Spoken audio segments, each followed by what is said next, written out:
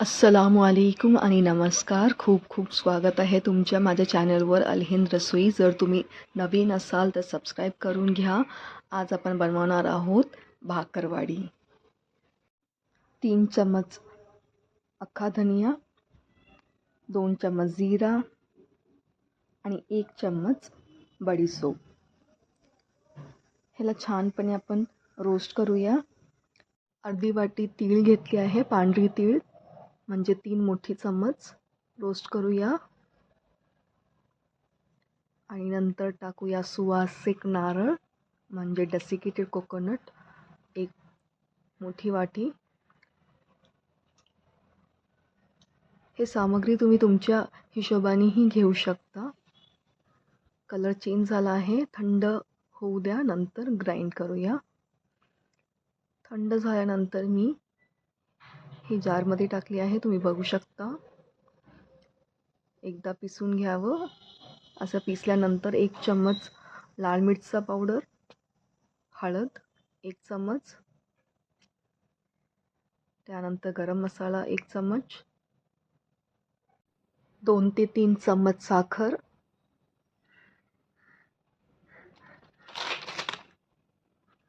आमचूर powder 2 चम्मच, मीठ तुम्ही तुमच्या हिशोबाने टाकू शकता स्वादानुसार. आता आपण घेणार आहोत 1 चम्मच हिंग.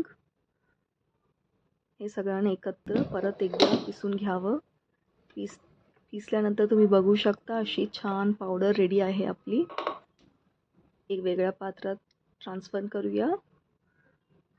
भाकरवाडीची पावडर रेडी आहे. आता आपल्याला पिठाची तयारी करायची आहे. पिठासाठी सगळ्यात अगदी आपल्याला लागणारी सामग्री आहे ओवा. छानपणे हाताच्या मदतीने क्रश करून टाकूया. त्यानंतर 4 कप मैदा, 1 कप बेसन, मीठ स्वादानुसार टाकू शकता तुम्ही तुमच्या हिशोबाने. मीठ टाकल्यानंतर छानपणे मिक्स करून 1 ग्लास पाणी घेतलं आहे, पण एकत्र टाकू नये, थोडं थोडं करून टाकू. तुम्ही बघू शकता मी थोडं थोडं करून टाकते आहे. सेम चपातीचं पीठ सारखंच तुम्ही तुमच्या हिशोबाने करू शकता. 1 चम्मच तेल घेतलं आहे. असं छानपणे आपल्याला डफ तयार करायचं आहे. हे बघू शकता तुम्ही पाणी आत्ताही उरलेलं आहे थोडंसं. ते पाणी मी आता वापरणार नाही, कारण की मला पीठ आता व्यवस्थित दिसतंय. तुम्ही बघू शकता एकही पीठ बाजूला लागलेली नाही आहे. पीठ आपली व्यवस्थितपणे तयार झाली आहे. ह्याला आता 1 तासाला रेस्ट करू द्यावं. 1 तासानंतर तुम्ही बघू शकता किती सॉफ्ट झाली आहे माझी पीठ.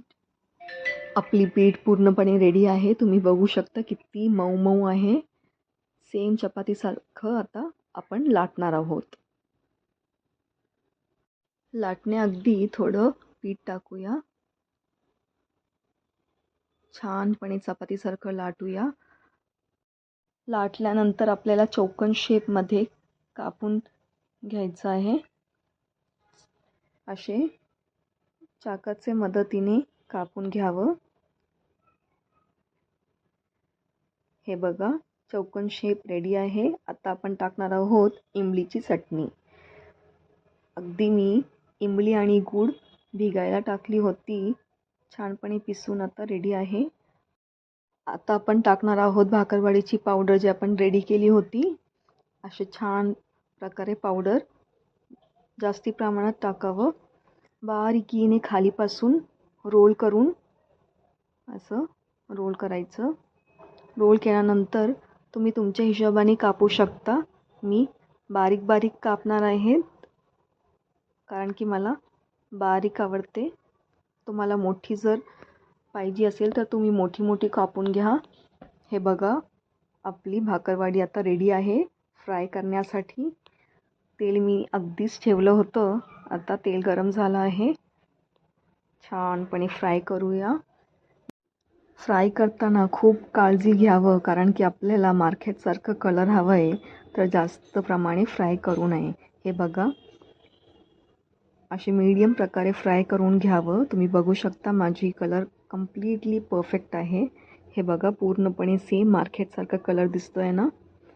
आपली भाकरवडी रेडी आहे. हे बघा, अशी तुम्ही स्टोर करू शकता आणि आपल्या बाळांना इव्हनिंग स्नॅक्स म्हणून देऊ शकता. तर असे वेगवेगळे प्रकाराने भाकरवडी बनवतात, पण आपली आजची रेसिपी खूप साधी आणि सोपी होती. जर तुम्हाला आवडली असेल तर कमेंट करायला विसरू नका आणि नवीन असाल तर सबस्क्राईब करून घ्या. नवीन आणि वेगवेगळी रेसिपीसाठी बेल आयकन दाबायला विसरू नका. आजची जर तुम्हाला आमची ही रेसिपी आवडली असेल तर लाईक, कमेंट, शेअर करायला विसरू नका. तुमचं मनापासून धन्यवाद. थँक्यू. भेटूया भविष्यात एक नवीन रेसिपीसोबत.